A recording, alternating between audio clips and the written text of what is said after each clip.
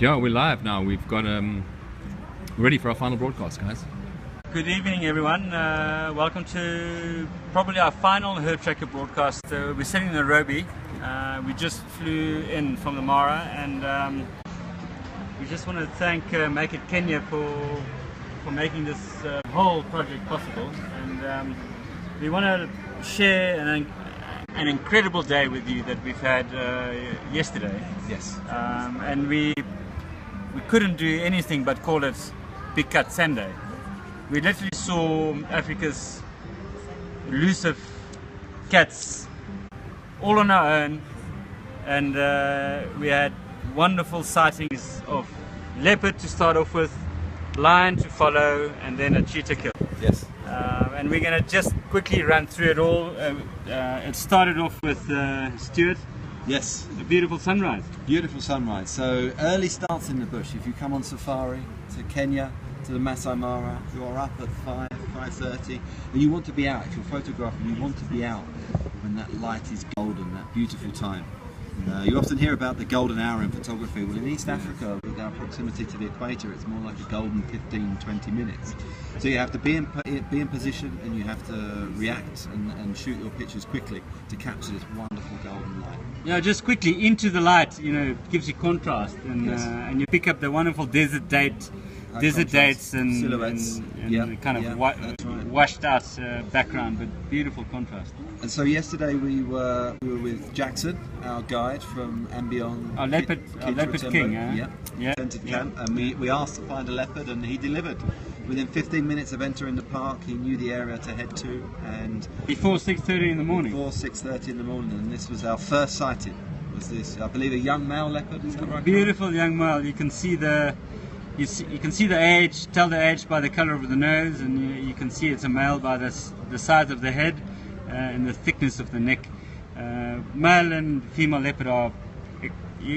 Just look at the width of that neck, and muscle and power. Yeah, absolutely. They have different diets. They are different animals altogether. Wonderful light to shoot in, as you can see, this lovely yellow golden light which complements the coat of the leopard so well. But very, very challenging conditions. The subject is on the move. Yeah. He was coming to the end of his night shift, if you like, so he's looking for a place to plod up for the day. Yeah. And you're having to position the vehicle over very rough ground. You've got certain equipment that you're using to try and capture. If had a question come in, did we see any cheetahs? Well, stay tuned and you'll find out. And so the leopard, the subject is constantly walking towards you, so you have to think and shoot and capture your images very, very quickly. A nice glint on the eye there, and and you can see similar colours all around, And you can also gives a suggestion of how well that camouflage of the leopard works. Yeah. What a beautiful cat, huh? Wonderful. Unbelievable. So we had probably 2 to 3 minutes, and that's probably your shot, or I believe is it the next frame? No, this is the one. This is the shot. Lovely yellow eyes, pink nose, and just some space in the frame there. In the frame there. Lovely. And then Stuart, we went across to. We moved on. He disappeared. We let him go, didn't we? We couldn't follow him anymore. Yeah. And we moved on, and we found some of the herds that have migrated this year, who are now heading south back down towards the Serengeti from the Masai Mara. And the zebra started dropping their fowl. Which we didn't see earlier in the week. So this is very new. And you see this little. Now, how old is this fowl here? It looks very young. Very wobbly on the feet still, and very vulnerable. Yeah, no, maybe a day old or so, even 10 hours or so. Yes. you can see still finding its feet. Absolutely. And, but we've seen a lot of animals who have given birth. We've seen the warthog. We've seen zebra. So rain must be on its way. Sometimes animals tell you beforehand what's heading towards you weather-wise. So after this, we moved on further. We were heading south. Yeah. In the Mara Triangle. Towards the border with Serengeti, and here we can see some of the herds moving. Herds on the move, huh? Yeah. Towards Lamai Wedge. That's it. Which is a wonderful area. If you ever go down there, you won't find many vehicles. Which gave us literally almost a full day without having anyone around us, and we bumped into this nomad, this beautiful specimen of a male lion. He was magnificent. Unbelievable. Sat in the shade of an acacia tree, was it? And he'd also killed that morning just before we'd arrived. Yeah. Taken one of those young zebra foals that we were just talking about. Yeah. You often see this when on safari. It's part of the cycle. It's part of the reality of being in the wild and the environment. And makes for wonderful photographic opportunities. Yeah, and I just want to point out the difference in the size of the leopard head and the lion head, and you can see now why this is the king of Africa's savannah. You know, this thing is just power. Yeah. Also, all the muscle around the head is just absolutely.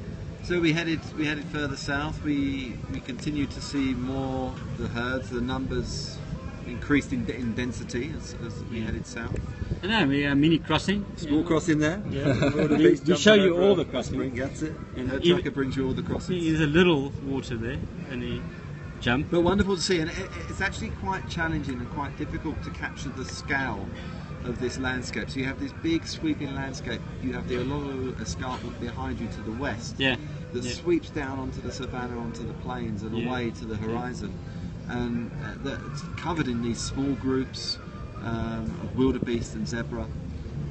And then we stopped for a little breakfast. We did, yes. After an early morning start, and Jackson looking after us, and beyond, you know, that's hosted us throughout the last 3-4 days.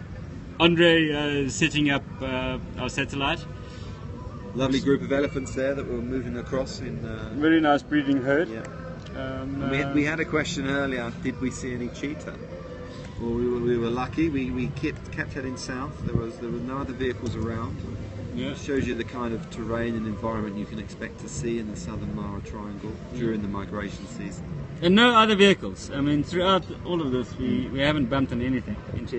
That's what it's like inside the vehicle. Yeah. Wonderful, open, fresh air. The sounds and smells of the savannah.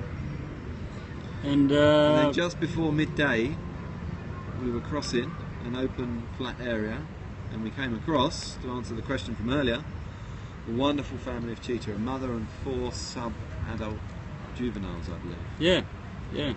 And she's a wonderful mom, you know, to be able to successfully bring up 4 cubs for a cheetah in an environment where there are so many other predators is absolutely incredible. And you can see in the next sequence that she actually she's in an advanced stage of almost letting them go. You know, they're almost good to go on their own, and the sub-adults actually. How far from Kitchener was this? It was probably a good hour's drive south. Yeah, a good hour's drive. Not too far from the Tanzanian border. You can see the escarpment here in the background. It makes for a wonderful backdrop for your photography. So Kitchener is kind of up here, all the way. All the way, yeah. But it's 45 minutes or so if you. Depends what you see on the way. I mean, you can stop and photograph many things. To get there, but, is this Malika? No, I don't believe that is Malika. Malika is a very well-known female cheetah in the reserve. Yeah, it's not. Has cubs of a very similar age. Actually, I saw her back in June when I was there. That's obviously someone who knows the Mara. Yeah, well done. And witnessed an experience for themselves, and that's great. Yeah. And we stayed with them for most of the midday, throughout the midday heat, and then this tawny eagle arrived. Yes. Obviously knowing something that we didn't know at the time, but waiting as a scavenger for scraps, and at the time everything was kind of having just a little It was snooze. very hot during that time of the day, wasn't it? But then it got to about 3 p.m. when it started to cool down a little bit, and something got the cheetah's attention. Yeah, this young, one of the sub-adult males, obviously maybe the hungriest of the 4, woke up and went straight for the little Thompsons. Baby Thompsons to go, and that's probably for me that's the shot of the day that you took. That action has frees that motion. You can see the speed and the agility and the effort that's in both the cheetah in chasing its quarry, but also of the young Thompsons to go and gazelle in trying to escape. But unfortunately, she chose the wrong direction and ran straight towards the family pack. And Yeah. of course, Yeah. life being what it is on the African savannah. Yeah. You know. And in an environment where everything has to survive, you know, this is an education for those cubs, and this will help them into adulthood and hopefully put them in a position where they can raise their own cubs. We've just had a question, where are we now? We're now back in Nairobi after spending a wonderful 8 days in the Mara with HerdTracker and Make It Kenya. Absolutely, you know, and we're catching, Andre and I, we're catching the early morning flights out back to Johannesburg, you know, so we're spending the night at the Intercontinental, and from there we're heading towards Jomo Kenyatta, and we're flying out, you know, and it would be great to see my kids, but that's literally how easy it is, you know. Yeah. We flew out of the Mara this afternoon. Yeah, 45 minutes back to Nairobi. And tomorrow I'm back home. Yeah, that's your regional. That's great, So, you know. From a photography point of view, the Masai Mara, Kenya and its other parts offers so much, so much. It's a wonderful country. The people are very friendly, very hospitable and welcoming. And this you have every chance of seeing this Every for chance, yourself, firsthand. We literally just brought you what we've seen throughout this broadcast in the last week, as it is, you know, and this is it. You can literally, within a week, have an incredible experience and have similar sightings like this and absolutely enjoy it, Yes. and be back home, you know, like I will be tomorrow. And what an incredible, and we ended our safari with a very fitting view of HerdTracker Hill, you know, and this hill in particular is right on the Kenyan-Tanzanian border, and it's a symbol of peace, and it's a symbol of what we're doing and bringing people together, and A vantage point for tracking the herds as they migrate. The great migration takes place in that year-long cycle between Tanzania and Kenya and Tanzania, and then it begins all over again. It begins all over again, and we want to really thank the guys that made this possible, and Stuart, it's your organisation, Make It Kenya, you know, that's done this for us, and we want to thank Governor's Camp Collection, Yes, for hosting us the first wonderful.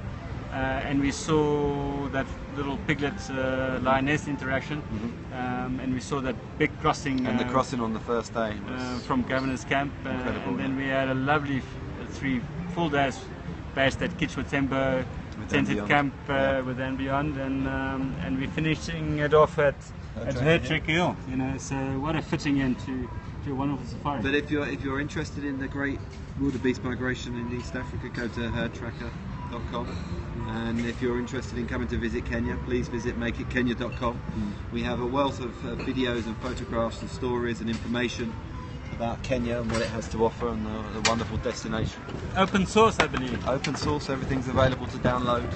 And, Stuart, we see you February. I'm going to put you on the spot. I'm looking forward to it. I'm in. And we're going to pencil in that the dates. And, I also, yes. Yeah? I also have a little something for you, just to say thank you. Unbelievable. For bringing me on this trip, because as a wildlife photographer it was a wonderful experience firsthand, and you can see some of the things we've captured, and a privilege, a real privilege to come here and photograph and work with you guys, and the great work you're doing with HerdTracker, the information you provide. So as a little memento and a little something to say thank you on a personal level from me before going on too long, I'd like to present you with this very special box of tissues. Box of tissues. A box of tissues. Will come in handy, you know. Yes. Not just tonight, you know. Yes. You never know when I need it. That's right. Always handy to have. You know, when always you're in the handy to bush, have. you need to have kit, and you need to have supplies. Yeah. All right. Yeah, I'll slip it into my pen here, next Yes. to my pen, into my top pocket. Great. So that it's nice and handy. And you never know. You never Great. know. Thank Well, you very much, pleasure, Stuart. guys. Discover Africa, HerdTracker.com. Thank you. Absolutely. Can we have a CNN style sign off, please? CNN style time. Yeah. So this is Stuart Price from MakeItKenya.com with Carl Farouk, HerdTracker. live, Nairobi, East Africa, Kenya.